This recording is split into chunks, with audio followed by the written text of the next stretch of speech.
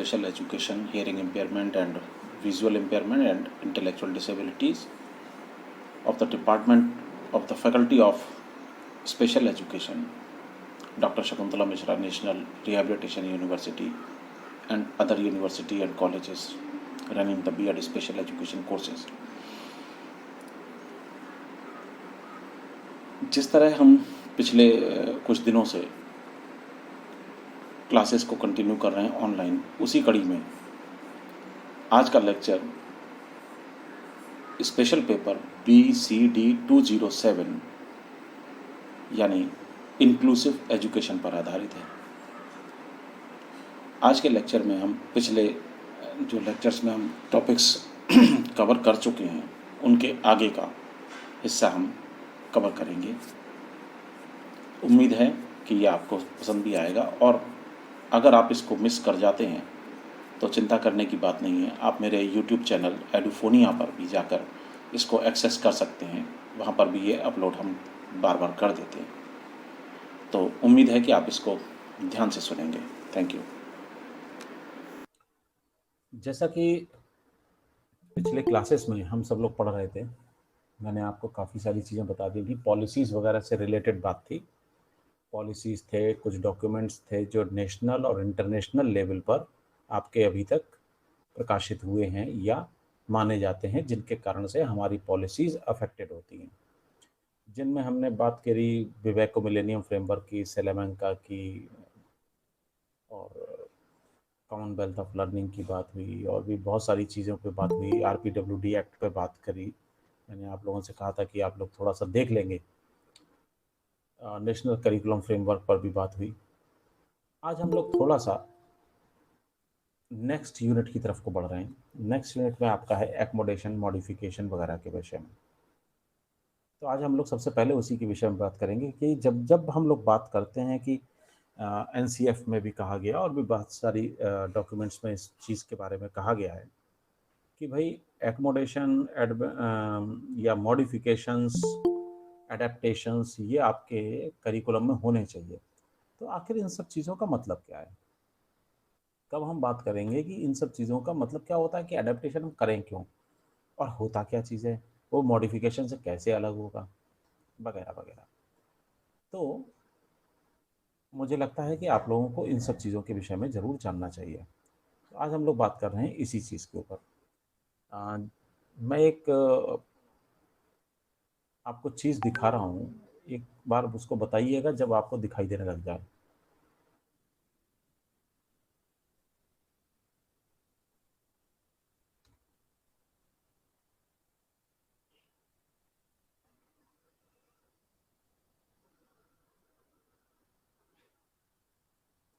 बताइए, दिखाई दे रहा है क्या?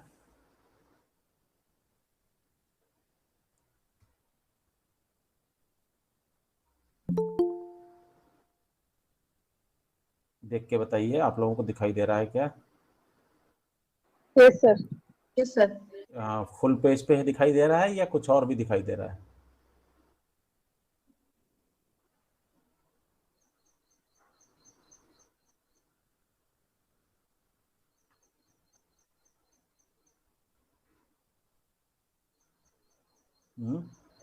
मेरे को बताइए, फुल पेज पे दिखाई दे रहा है या कुछ और दिखाई दे रहा है? नहीं सर, फुल पेज दिखाई दे रहा है। अच्छा, फुल पेज दिखाई दे रहा है। Yes sir. ठीक है, बस वही चीज़ मैं जानना चाह रहा था।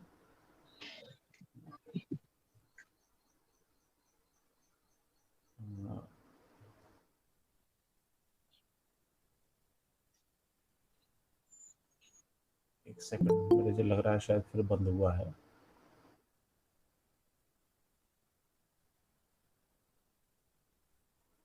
देखिए तो हम लोग बात करेंगे एडेप्टेशन और एकोमोडेशन के ऊपर for children with hearing impairment. जहाँ पर बात मैं चिल्ड्रन विद हियरिंग इम्पेयरमेंट की बात कर रहा हूँ, वहाँ पर आपको ये बात ध्यान में रखनी पड़ेगी कि केवल और केवल हियरिंग इम्पेयरमेंट के आधार पर तो मैंने बात कर दी, लेकिन इसका मतलब ये नहीं है कि वो चीज़ें या आपको सोचने का मकसद ना दिया जाए या सोचने का वक्त ना दिया जाए कि आप BI के लिए और इंटेलेक्चुअल डिसेबिलिटीज़ के लिए किस तरीके से आप चेंज कर सकते हैं चीज़ों को। तो ये थोड़ा सा आपको सोचना पड़ेगा। सबसे पहले हम बात करें कि आखिर ये सब चीज़ है क्या। हमने बहुत सारी चीज़ें देखी हैं अपने जीवन में, एडेप्टेशंस के विषय में बात की है। पहले आप समझ लीजिए इसका मतलब क्या होता है। एडेप्टेशंस वगैरह जो है, जब मैंने जैसे लिखा भी है, the key to success in the classroom lies in having appropriate adaptation, accommodation and modification made to the instruction and other classroom activities। जितनी भी हम क्लासरूम में एक्टिविटीज कर रहे हैं उनमें या इंस्ट्रक्शंस में या हमारे टीचिंग स्टाइल में या हमारे मेथड्स में जितनी भी प्रकार के हम एडेप्टेशन, एकोमोडेशन या मॉडिफिकेशन करते हैं, इसी से बच्चों में, जो खास तौर पे दिव्यांग बच्चे हैं, उनके परफॉर्मेंस में अंतर आने वाला है। एडेप्टेशन, एकोमोडेशन या मॉडिफिकेशन ये इंडिविजुअल होते हैं, हर स्टूडेंट की नीड के हिसाब से अलग हो सकते हैं, जो कि डिपेंड करेंगे उस व्यक्ति की अपनी खुद की आवश्यकता के ऊपर या उसके पूरे पर्सनल लर्निंग स्टाइल पर या उसके इंटरेस्ट पर। जैसा कि मैंने आप लोगों को कई बार पहले भी बता रखा है कि लर्निंग स्टाइल 3 तरीके के होते हैं। कुछ लोग होते हैं जो कि ऑडिटरी लर्नर होते हैं, कुछ होते हैं विजुअल लर्नर होते हैं, कुछ होते हैं जो काइनेस्थेटिक लर्नर होते हैं। कुछ लोग जो सुन के सीखते हैं, कुछ लोग जो देख के सीखते हैं और कुछ लोग जो खुद करके सीखते हैं। इस तरीके से 3 लर्निंग स्टाइल हमारे होते हैं।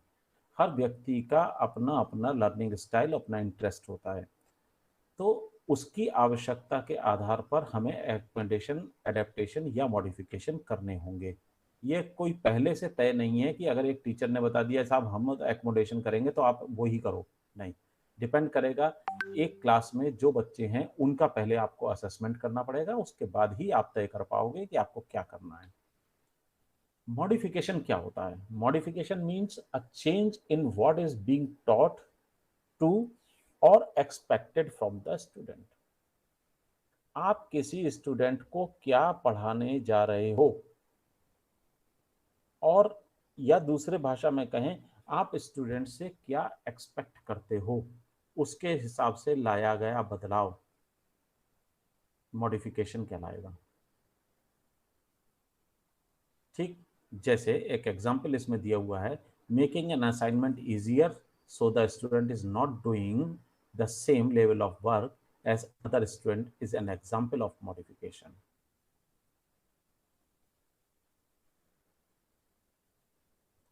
मतलब जैसे कि मैंने आपको असाइनमेंट दिए थे, याद होगा, आज भी मैंने कुछ उस पर भेजा है लिंक। असाइनमेंट जो मैंने आपको दिया, असाइनमेंट एक ही है, वही मैंने आपको सबको दिया। 3 टॉपिक मैंने सबको दिए हैं, उनमें से किसी एक टॉपिक के ऊपर आपको लिखना है। अब मैंने यहाँ पर 3 तरीके के बदलाव आपको करिए। पहला ये किया कि सभी लोग टाइप करके मुझे उसमें अपलोड करके देंगे, टाइप फॉर्म में, समझ में आ गया। लेकिन जो ब्लाइंड बच्चे हैं, विजुअल इम्पेयर्ड बच्चे हैं, उनके लिए मैंने कहा कि आप ओरल में उसको रिकॉर्ड करके आप दे सकते हैं, ठीक है। और तीसरी चीज़ कही कि आप साइन लैंग्वेज में वीडियो करके भी आप भेज सकते हैं। वो किसके लिए है? वो डेफ लोगों के लिए है। यहाँ मैंने मॉडिफिकेशन किया है, चीज़ एक ही है, थोड़ा सा उसको आसान बनाने की कोशिश की है, मैंने सिर्फ मेथड में फ़र्क किया है। समझ गए? मैंने सिर्फ मेथड में फ़र्क किया है, मैंने किसी और चीज़ में फ़र्क नहीं किया। तो मेथड में लाया हुआ फ़र्क या स्टाइल में लाया हुआ, लर्निंग स्टाइल में लाया हुआ फ़र्क जो कहलाएगा, जिससे कि मैं जो चाहता हूँ, जो आउटपुट चाहता हूँ वो मुझे मिले। मैं चाहता हूँ कि ब्लाइंड बच्चे भी अपना असाइनमेंट लिख सकें, दूसरे बच्चे भी लिख सकें, डेफ बच्चे भी अपना असाइनमेंट दे सकें। लेकिन सबको असाइनमेंट वैसा का वैसा लेने के लिए मेरे को थोड़ा सा बदलाव करना पड़ेगा उनकी मेथोडोलॉजी पर, तो वो मॉडिफिकेशन हुआ। एकोमोडेशन क्या है? It is a change that helps a student overcome और वर्क अराउंड द डिसेबिलिटी। किसी भी एक प्रकार की विकलांगता से यदि कोई बच्चा ग्रस्त है, उसकी मदद करने के लिए हम उसको एग्जैक्टली वही सब करने के लिए ना दें, हम उसको कुछ और सरल सा काम दे दें जो हमें लगता है कि शायद ये आसानी से कर लेगा। मैं उसे असाइनमेंट करने की जगह पर मैं उसको ये कह सकता था, डेफ बच्चे को या ब्लाइंड बच्चे को, कि आप एक काम करो, इन लोगों ने तो पॉलिसी डॉक्यूमेंट के बारे में अध्ययन करना है, आप किसी का इंटरव्यू ले आओ, दूसरे बच्चों का इंटरव्यू लेकर आ जाओ, जिसमें आप ये बता सको कि वो बच्चे खुद सिलेबस के विषय में क्या सोचते हैं, या आप टीचर्स का इंटरव्यू ले आओ जिसमें पता चले कि वो सिलेबस के विषय में क्या सोचते हैं या पॉलिसीज के विषय में क्या सोचते हैं। तो आप अंदाजा लगा लीजिए कि मैंने यहाँ पर कंटेंट में बदलाव कर दिया।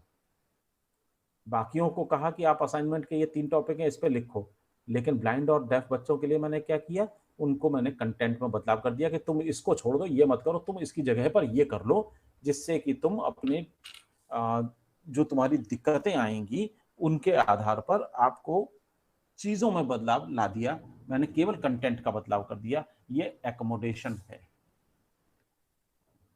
यहां तक बात समझ में आ रही है?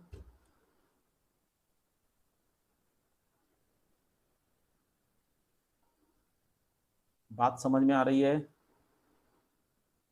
Yes sir. ठीक, तो जवाब तुरंत दिया कीजिए, इंतजार मत करो कि कोई और दे देगा।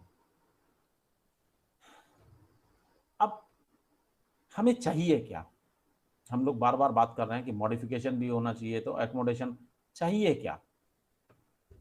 एकोमोडेशन यूज किया जाता है when student is expected to learn the same curricular content। एक ही कंटेंट को आप, करिकुलर कंटेंट को खासतौर पे ध्यान रखिएगा, करिकुलर कंटेंट की बात हो रही है, छोटे मोटे कंटेंट की बात नहीं हो रही है। करिकुलर कंटेंट एक ही जैसा है। हम चाहते हैं कि पॉलिसीज के विषय में सब लोग जानें। हम चाहते हैं कि आर्किमिडीज का सिद्धांत सभी लोग जानें। कंटेंट हमारा सिर्फ इतना सा है कि आर्किमिडीज के सिद्धांत के विषय में लोग जान जाएं, बच्चे जान जाएं। तो हम एकोमोडेशन करेंगे। उस एकोमोडेशन के आधार पर हम क्या काम कर सकते हैं? किसी से कह दिया कि तुम सिद्धांत को लिख के लाओ, किसी को कह दिया कि एक काम करो, तुम सिद्धांत लिख तो सकते नहीं, लिखने में तो दिक्कत होगी तुम्हें, तुम्हारे हाथ में दिक्कतें हैं या प्लास्टर चढ़ा हुआ है, तुम लिख नहीं सकते, तुम एक काम करो, कोई एक एक्सपेरिमेंट ऐसा बता दो कि जहां पर आर्किमिडीज का सिद्धांत अप्लाई होता हो।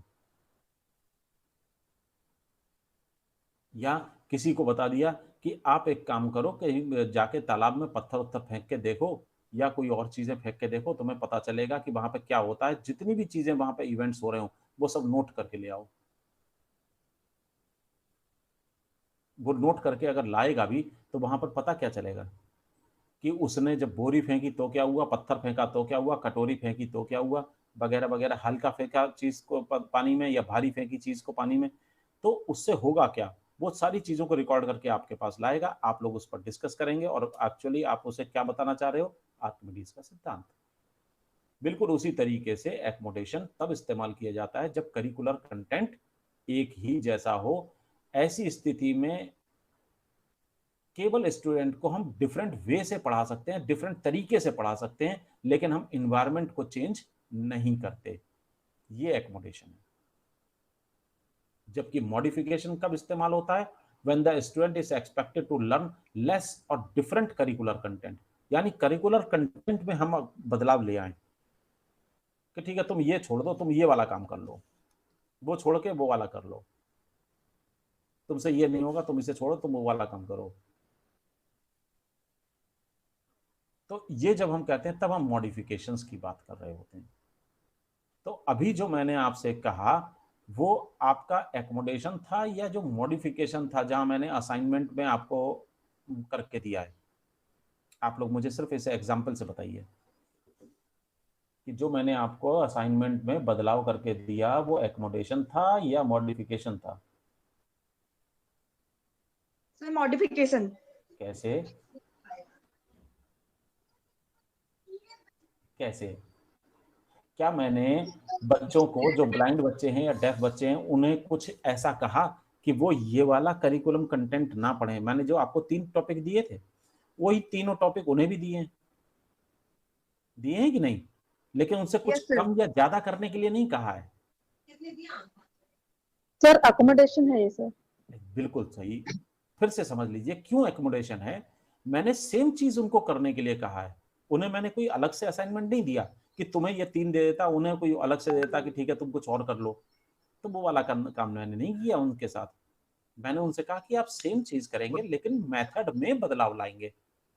वो एक्चुअली एकोमोडेशन है, ना कि मॉडिफिकेशन।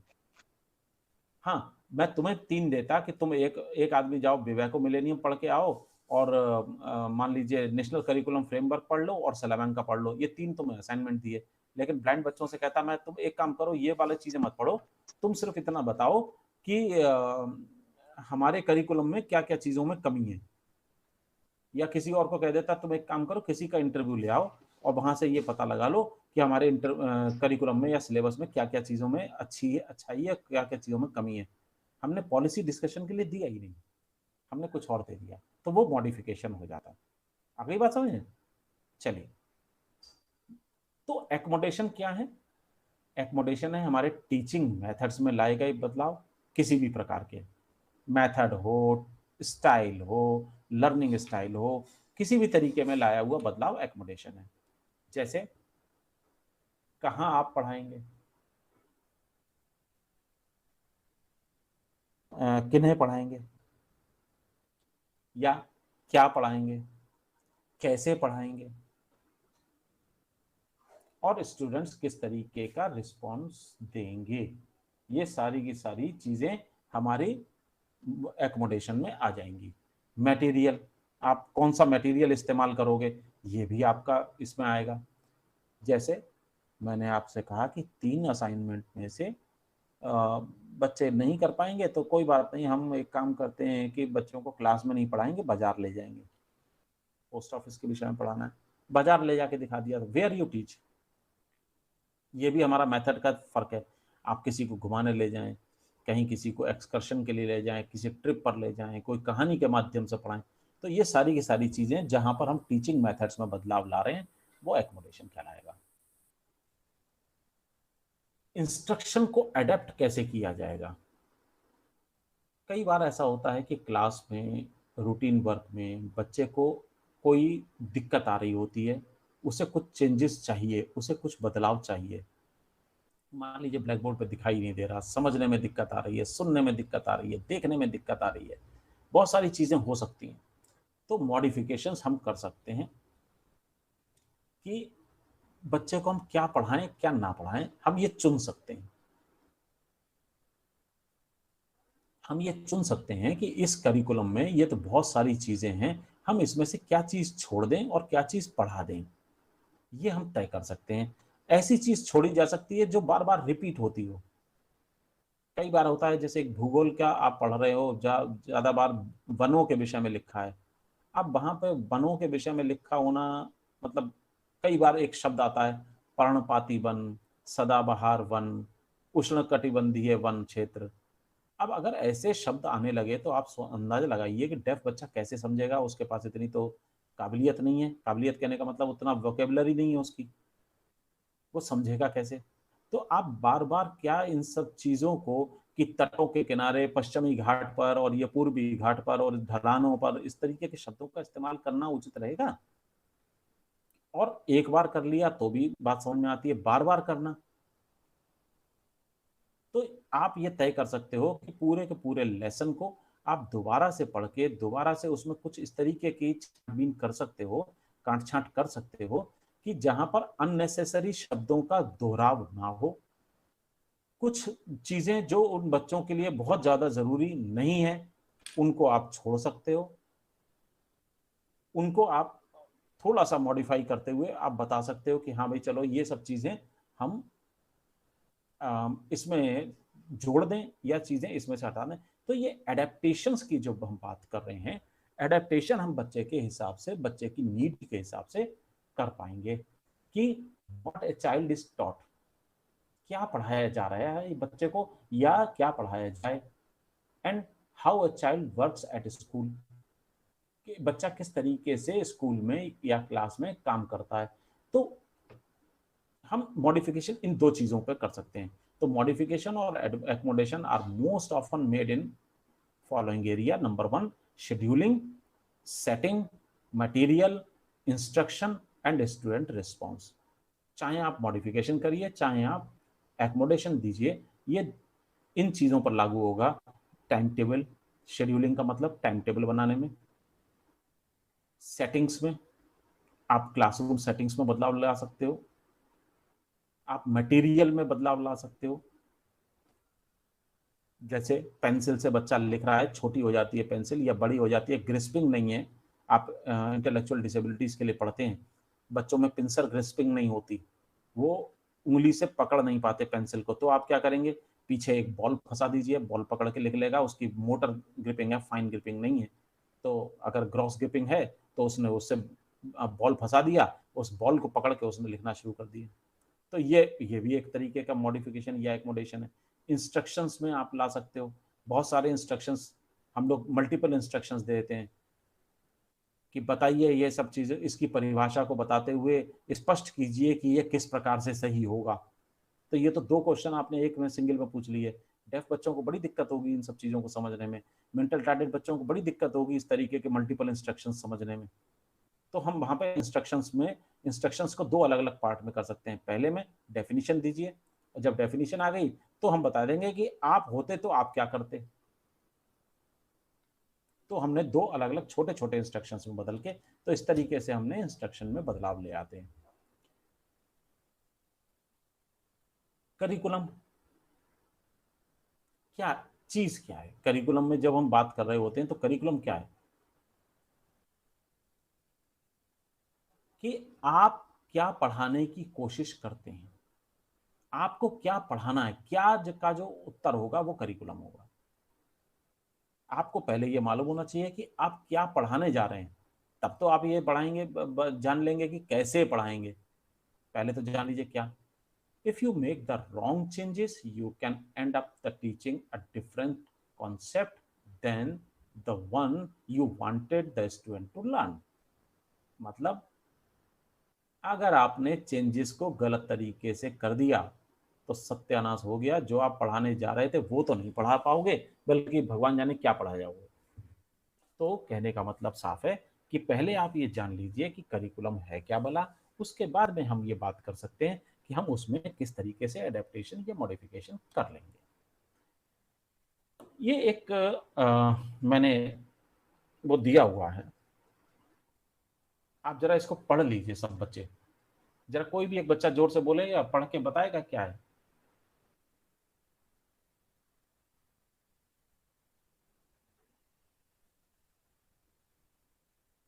Yes, sir. बताइए। Math problem example. Jean N. Andre, son Ferrer. Jean H. I. N. A. Les Drus. Sir, very difficult है sir. ये क्या फ्रेंच दिक्कतें में हैं? लगता है सर। अब देखो नीचे नीचे उसके 1 2 3 को पढ़िए, है ना, ऊपर मैंने एक एग्जाम्पल दे रखा है, उस के आधार पर सबसे पहली चीज है, what are the language difficulties. शुरुआत में आपको लग रहा था कि आप पढ़ लोगे, है ना, यस सर। आपको लग रहा था पढ़ लेंगे, लेकिन जैसे ही आपने पढ़ना शुरू किया तो आप पहले ही उसमें लगा जीन एत एंद्रे, मतलब क्या हुआ, जीन तो एत फर्स्ट लगा आंद्रे, सर किसी का नाम है, उसके बाद जीन इंग्लिश ही हो एत रही है। आंद्रे, जीन एत एत क्या होगा, एत आंद्रे, तो फंस गए कि भाई अब क्या करें, है ना, पहले ही उसमें शब्द में हम फंस गए, जबकि यह है जो भी हो हमें नहीं पता नहीं है कि यह क्या चीज है। तो उसके बाद में आपने कहा जीन एनात्रेस जीन एस्टाइन, सो इस तरीके से हमने पढ़ना शुरू किया। लेकिन जब आपको पता चला तो हमारे पास में 3 सवाल होते हैं। पहला, कोई लैंग्वेज डिफिकल्टी है आपकी, यहां पर कोई लैंग्वेज डिफिकल्टी आपको लग रही है? हाँ, क्योंकि यस हम सर। या तो हिंदी पढ़े हुए हैं या हम अंग्रेजी पढ़े हुए हैं, ये भगवान जाने कौन सी भाषा है, ये फ्रेंच है कि स्पेनिश है हमें पता नहीं चल रहा, ये जर्मन है क्या, ये हमें पता नहीं चल रहा। दूसरा, इसमें एक मैथमेटिकल प्रॉब्लम दी गई है, ऊपर अगर आप देखेंगे हेडिंग दिया हुआ है मैथ प्रॉब्लम एग्जाम्पल, तो इसका मतलब एक मैथमेटिकल प्रॉब्लम है। चलो भाषा समझ में नहीं आ रही तो मैथमेटिकल प्रॉब्लम तो समझ में आ जाए, वो भी नहीं आ रही है, क्योंकि आपने पढ़ा जीन एस्ट आई आइन या आई एन ए, है ना, ये पढ़ा ना। Yes sir. एक्चुअली एस्ट के बाद वो आई नहीं है, 1 है, लेकिन हमने उसे आई पढ़ा क्योंकि लैंग्वेज की डिफिकल्टी है, और शायद इसी कारण से हम मैथमेटिकल डिफिकल्टी भी समझ नहीं पा रहे। क्योंकि हम किसी भी समस्या के विषय में तब जानते हैं जब वो हमारी अपनी भाषा में हो। अगर वो हमारी भाषा में हो ही नहीं तब हमारे लिए समझना बड़ा मुश्किल होगा। तो what difficulty besides language could you make it hard to solve this problem? Language के अलावा कोई तुम्हें समस्या समझ में आ रही है इसमें कि तुम क्यों इसे सॉल्व नहीं कर पाओगे? भैया लैंग्वेज ही समझ में नहीं आ रही तो आगे की कहानी तो समझ में आएगी नहीं। सही बात है कि नहीं? Yes, sir. अब जरा इसे पढ़िए।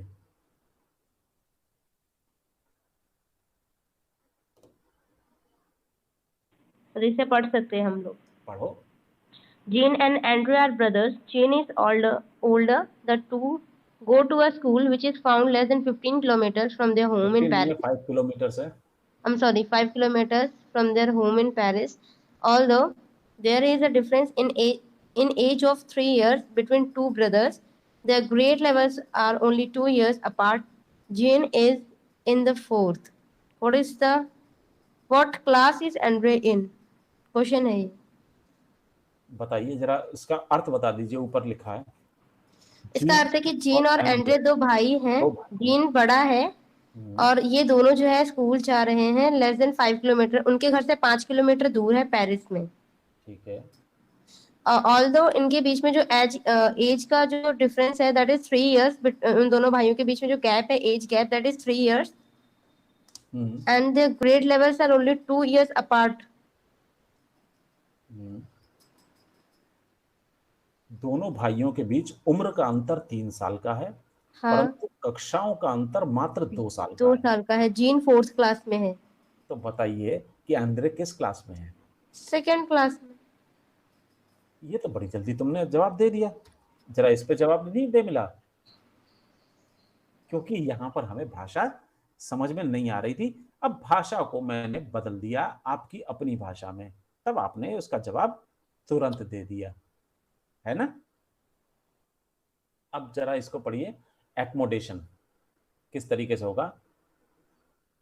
ये मैंने जस्ट ट्रांसलेशन आपको दिया था, ट्रांसलेशन का एकोमोडेशन किया है। समझ गए आप? ये क्या था? ये एक्चुअली फ्रेंच में लिखा हुआ था, जो भी आपके सामने दिया हुआ है। इस पे हमने भाषा का एकोमोडेशन किया तो ये बन गया। आपने एक जवाब दे दिया। अब हम दूसरे चीज पे एकोमोडेशन देखते हैं। एसेंशियल चीजें उसमें क्या है? Gene and Andre go to school in Paris. Jean is older. They are 2 grade apart. Jean is in 4th. What class is Andre in? पूरी कहानी में से हमने और भी अर्थ को छांट के निकाल लिया कि वो 2 भाई हैं, फलाना है, ढिमाका। उससे हमारा कोई मतलब नहीं। 5 किलोमीटर दूर स्कूल है, अरे कुछ भी हो, हमारे मतलब की चीजें तो वहां पर केवल इतनी हैं कि दोनों ये स्कूल जाते हैं, जीन बड़ा है और केवल इनके बीच में क्लासेस का फर्क 2 क्लास का फर्क है। ठीक? अगर जीन 4थे में है तो आंद्रे कौन सी क्लास में होगा? 2nd में। आप देख रहे हैं कि यहां पर हमने उसको और कट शॉर्ट किया, अपने मतलब की बात ले ली। हाँ या ना? पीछे वाले से कंपेयर करो। ये लो, सभी लोग करेंगे इसको कंपेयर। यहाँ पे हमने बहुत सारी बातें की कि दोनों भाई हैं, एक बड़ा है, स्कूल जाते हैं पेरिस में, उनके 5 किलोमीटर का डिफरेंस है, एज डिफरेंस है इतने में, ऑल्दो दुनिया भर की चीजें लिखी हुई हैं। जबकि हमने इसमें एसेंशियल चीजों को ले लिया तो हमारी कहानी कुछ इस तरीके की बन गई, केवल 4 लाइनों में कि Jean and Andre go to school in Paris, Jean is older, they are 2 grade apart, Jean is in 4th, what class is Andre in? तो हमारा ये कहलाएगा एकोमोडेशन एसेंशियल चीजों में। यानी अगर हम किसी ऐसे बच्चे को जहां पर वो बहुत सारी चीजों में भटक जाता है, उसका दिमाग बहुत सारी चीजों में इधर उधर हो जाएगा, तो हम इसका एकोमोडेशन इस तरीके से कर सकते हैं। फिर आते हैं हमारे रूम के एकोमोडेशंस, यानी अब हम इंफ्रास्ट्रक्चर के उसके या सेटिंग्स के एकोमोडेशन की बात कर लें। स्पेशल चेयर्स हो सकती हैं, कुशंस लगा सकते हैं, या टेबल या चेयर को अप एंड डाउन कर सकते हैं। डेस्कटॉप्स हैं हमारे पास, टिल्टेड कर सकते हैं, यानी आगे पीछे कर सकते हैं, ऊपर नीचे कर सकते हैं। ये सारे के सारी चीज़ें एकोमोडेशन कराती हैं। हमें दिखाई देने में दिक्कत है, कई बच्चे होते हैं जो बेंच पे अगर जैसे डेस्क पे या कुर्सी बैठ जाए तो कुर्सी छोटी है, सही तरीके से बैठ नहीं पा रहे। तो ये सारी चीज़ें एकोमोडेशन में हमारी आ जा रही हैं। डिफरेंट और additional lightings, sitting by a window for natural light, ये भी हमारा एकोमोडेशन है। Sitting close to the black board या वाइट बोर्ड या टीचर, या दूसरों से अलग बैठना, ये भी हमारा होगा। स्टैंड इंस्टेड ऑफ सिटिंग और सिटिंग इंस्टेड ऑफ स्टैंडिंग। एक लड़का था, मुझे नाम याद नहीं आ रहा, अंकित नाम था या अमित नाम था, मुझे एग्जैक्टली याद नहीं। डिप्लोमा में एक लड़का था, उसके चारों हाथ पांव बड़े स्टिफ थे। वो लड़का पूरे 2 साल हमारे यहाँ पढ़ा और उन 2 सालों में वो कभी बैठा नहीं क्लास में, क्योंकि वो बैठ भी नहीं सकता था। उसके घुटने फिक्स थे, वहां से मुड़ नहीं सकते थे। बैठना उसके लिए बहुत मुश्किल बैठता था। हाथ उसके बिल्कुल सीधे थे, नीचे ही रहते थे। उसे हाथ को बल्कि हाथ कोहनियों से मुड़े हुए थे ऊपर की तरफ को पूरे, और वो वैसे ही खड़ा रहता था। आप सोचिए कि वो कैसे, अगर हम क्लास में उसे कह भी दें बैठ जाओ तो उसे बैठाने के लिए 2 बच्चे चाहिए, और उसके बावजूद भी वो कुर्सी पे लेटा हुआ सा रहता था। तो पूरे 2 साल उसने क्लास में खड़े होकर क्लास अटेंड की है। हम उसके लिए क्या कर सकते थे? हम उसके लिए क्या कर सकते थे, ये कि कई बार शुरू शुरू में जब वो खड़ा रहता था तो टीचर डांट दिया करते थे, खड़े क्यों हो, बैठते क्यों नहीं हो। बाद उसने कभी कुछ नहीं कहा कि मैं बैठ नहीं सकता, हाँ सर बोलता था वो। बाद में टीचर्स को धीरे धीरे समझ में आया, अरे ये बैठ नहीं सकता, इसकी दिक्कत अलग है। फिर धीरे धीरे सबने एक्सेप्ट कर लिया कि हाँ भाई चलो। तो कहने का मतलब ये है कि इस तरीके की चीज़ों पे हमें लोगों को सोचना पड़ेगा। Picture schedules, visual cues, visual timers, हम इनका भी इस्तेमाल कर सकते हैं। क्लास कौन सी है, किस क्लास में जाना है। ब्लाइंड बच्चे तो देखो अपने यहाँ तो चले जाते हैं, छड़ी लगाई उन्होंने, वो टहलते हुए पहुंच गए, ढूंढते ढांढते उन्हें क्लास। लेकिन आप अंदाज़ा लगाइए कि अगर गेट पर एंट्री के समय पे हम वहां पर एक इस तरीके का डिस्प्ले बोर्ड लगा दें ब्रेल में, जिसमें ये पता चले कि कौन सा रूम नंबर कौन से फ्लोर पर किस साइड में है, तो क्या बच्चों को आसानी नहीं होगी पहुंचने में? बताइए। होगी सर। अगर हम क्लास में हर क्लास के ऊपर एक लाइटिंग बोर्ड लगा दें, डिस्प्ले बोर्ड लगा दें, जहां पर उसका रूम का नंबर चमकता रहता हो, तो थोड़ा सा जो कहना चाहिए कि लो विजन है उनको तो समझ में आ सकता है। या बजर हो जाए, लाइट जल जाए, या वहां पर अलार्म की आवाज आ जाए, या वहां पर रूम नंबर ही टेक्स्ट की जगह पर ऑडिटरी भी हो, तो क्या किसी को पता नहीं चलेगा कि ये कौन सा रूम नंबर है? और इसके लिए बहुत बड़े एकोमोडेशन नहीं करने पड़ते हैं, फोटो सेल्स लगने हैं, और जैसे ही बच्चा एक निश्चित सी दूरी पर उस कमरे के पास पहुंचेगा, कमरे के ऊपर लगा हुआ डिस्प्ले से आवाज आ जाएगी, रूम नंबर 306, सेकंड फ्लोर, बच्चे को पता चल जाएगा। तो ये एकोमोडेशंस कुछ तरीके के हैं। जैसे हमारे यहाँ आपने देखा ही होगा, अपने मेरे रूम के बाहर में जो पियोन बैठा रहता है वो डेफ है, देखा है सबने? Yes sir. मैं उसको जब बुलाता हूँ कभी, तो मेरे पास में 2 ही रास्ते हैं, या तो मैं खुद उठ के बाहर जाऊँ और मैं उसको बुला लाऊँ, या फिर मैं उसके फ़ोन पर रिंग दे देता हूँ। मैंने कई बार यूनिवर्सिटी में कहा कि मुझे आप एक ऐसा ये बेल दे दो कि जब मैं बेल बजाऊं तो बाहर बल्ब जल जाए। वो बल्ब देखेगा मुझे बुलाया गया है, इसलिए वो अंदर आ जाएगा। आज तक तो हुआ नहीं, 6 साल तो मुझे हो गए यहाँ।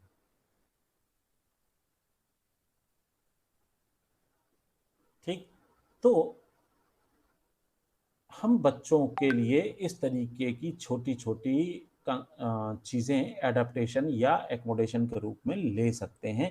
हमें बहुत सारी चीज़ें अंदाज़ा रह जाती हैं। जैसे हम छोटे बच्चे हैं, उनको पढ़ा रहे हैं, मान लेते हैं ग्रामर, ठीक, तो एकोमोडेशन हम कैसे करेंगे?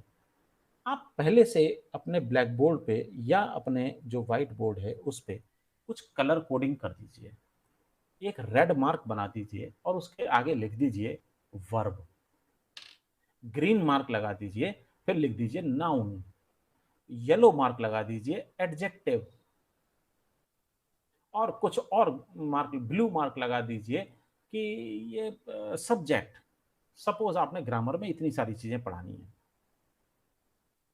अब आपने लिखा Ram is going to school, तो राम क्या है?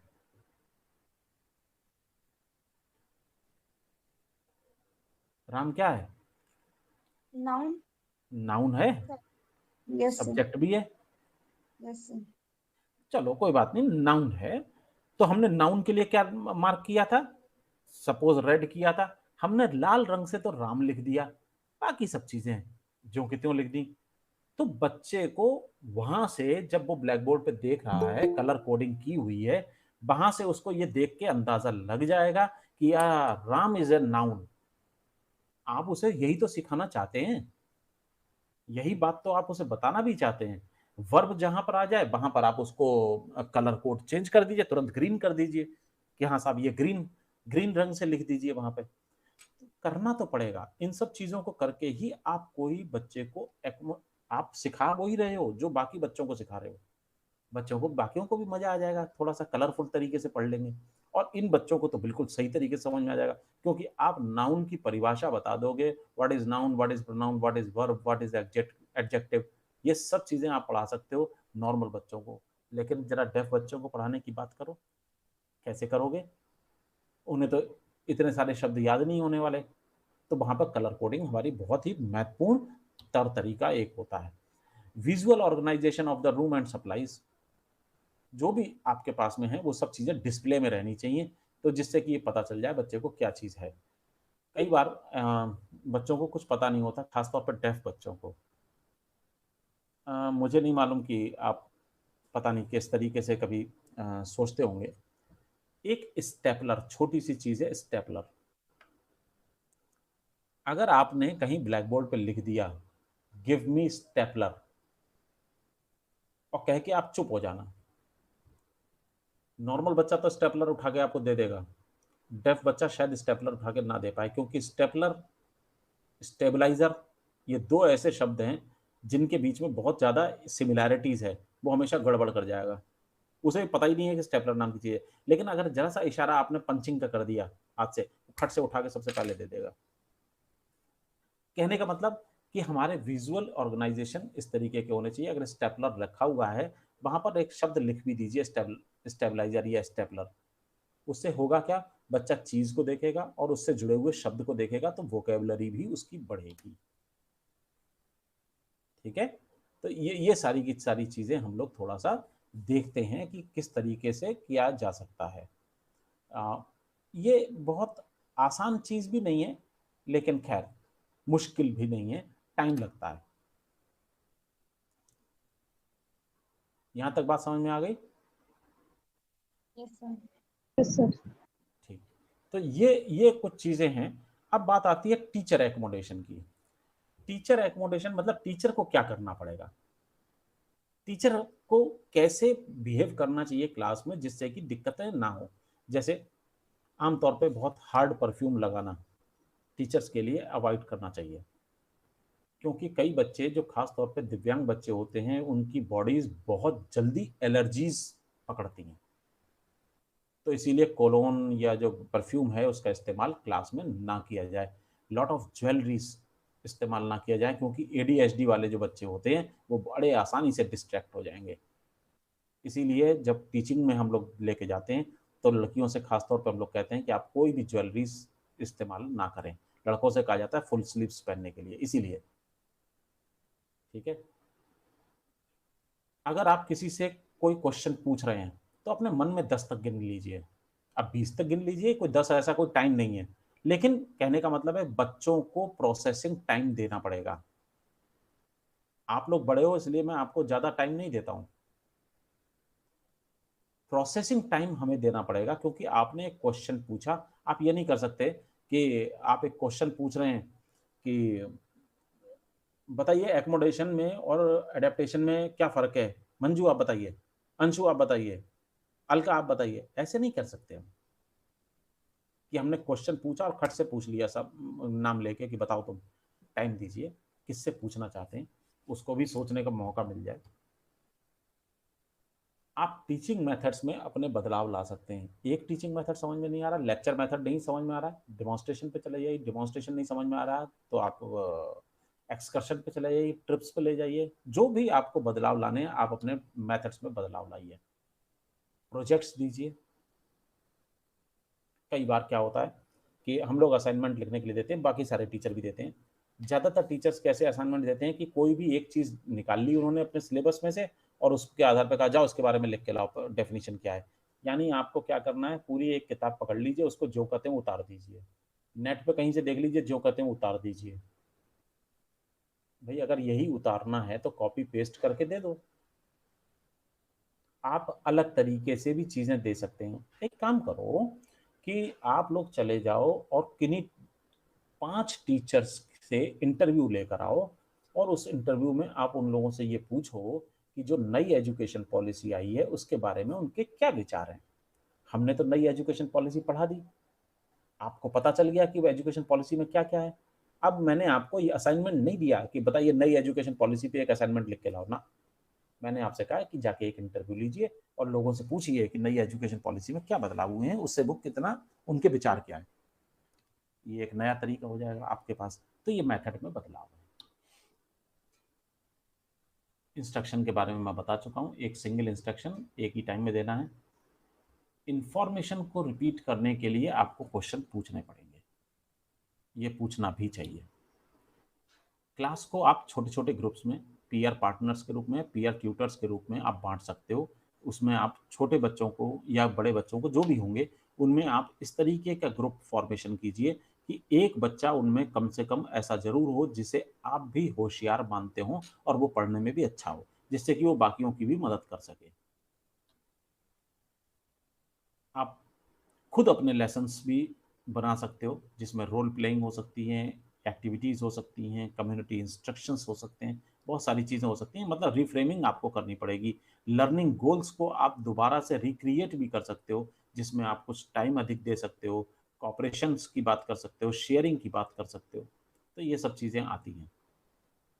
फिर आता है इंडिविजुअल एकोमोडेशन। इंडिविजुअल एकोमोडेशन है कि अगर किसी पेज पर कोई प्रॉब्लम आ रही है तो ठीक है, उसको लार्ज प्रिंट आप दे सकते हो, डार्क प्रिंट दे सकते हो, छोटा प्रिंट दे सकते हो। ये सब चीज़ें प्रिंटिंग की विषय में। रीडिंग के समय में कोई दिक्कत आ रही है तो आप वर्बल टेक्स्ट भी दे सकते हो कि वर्बल टेस्ट ले लो उससे कि ठीक है भैया तुम मुझे सुना दो, जैसा मैंने अभी दिया है आपको ओरल एक देने के लिए। टेप रिकॉर्डर का आप यूज़ कर सकते हो, आप सेंसरी ब्रेक्स का काम कर सकते हो, कम्युनिकेशन डिवाइसेस, साइन लैंग्वेज का इस्तेमाल कर सकते हो जैसा मैंने किया है। आप टच स्क्रीन का इस्तेमाल कर सकते हो। कुछ बच्चों को लिखने में दिक्कत आ रही है, कोई बात नहीं, उसके हाथ में कोई ज़्यादा दिक्कत है, वो कई बार वाइब्रेटिंग हैंड्स होते हैं, ठीक है, वहाँ पे ले सकते हो। वॉइस एक्टिवेटेड कंप्यूटर्स की बात कर सकते हो। मैंने जैसे आपसे टाइपिंग करने के लिए कहा, अब कई बच्चे ऐसे हैं जो सिर्फ टाइपिंग पे ही लग जाएंगे, वो ये नहीं देखेंगे कि वॉइस एक्टिवेटेड कंप्यूटर्स भी कहीं काम कर रहे हैं, आपको बोल के भी टेक्स्ट टाइप हो जाता है, वो आप अगर इस्तेमाल कर सकते हो बहुत अच्छी बात है। एडेप्टिव कीबोर्ड्स का इस्तेमाल कर सकते हो, माउस भी हैं, कैलकुलेटर्स भी हैं, सब एडेप्टेड आते हैं या स्विच कंट्रोल लाते हैं, इनका भी इस्तेमाल कर सकते हो। पीयर ट्यूटरिंग का इस्तेमाल कर सकते हो। स्मॉल ग्रुप के बजाय आप इंडिविजुअल असाइनमेंट भी दे सकते हो या ग्रुप असाइनमेंट भी दे सकते हो, जो भी मर्जी होगी। ये हमें इंडिविजुअल तरीके से अपनी ज़रूरतों के हिसाब से हमें बात करनी पड़ेगी। मटेरियल में चेंज ला सकते हो, है ना। ये सारी की सारी चीज़ें आपको देनी पड़ेंगी।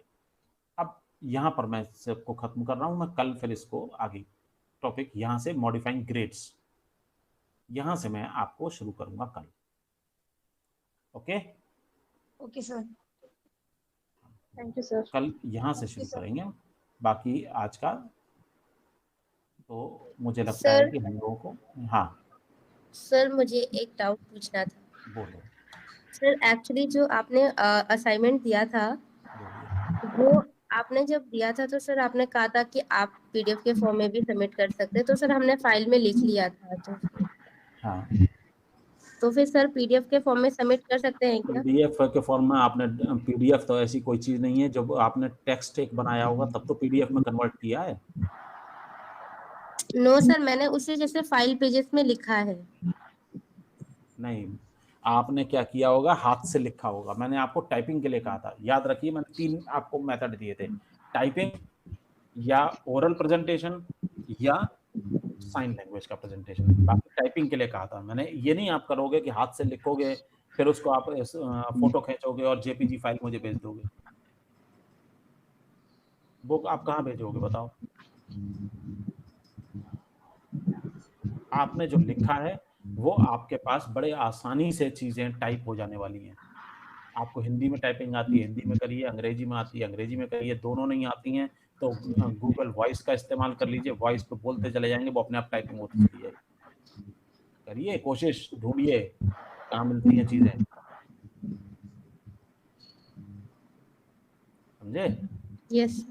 हाँ, बोलने के बाद भी टेक्स्ट बन जाता है वो। पहले ढूंढो तो सही कैसे होगा। गूगल डॉक्स पे जाइए, गूगल डॉक्स में माइक्रोफोन ऑन कीजिए, बोलना शुरू कर दीजिए, टाइपिंग होती रहेगी अपने आप।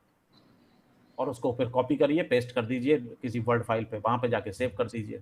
और उस या फिर उसी को कॉपी एंड पेस्ट कर दीजिए जो मैंने आपको दिया है। मैंने आपको जो अभी फॉर्म भेजा है उसमें 2 तरीके की चीज़ें हैं।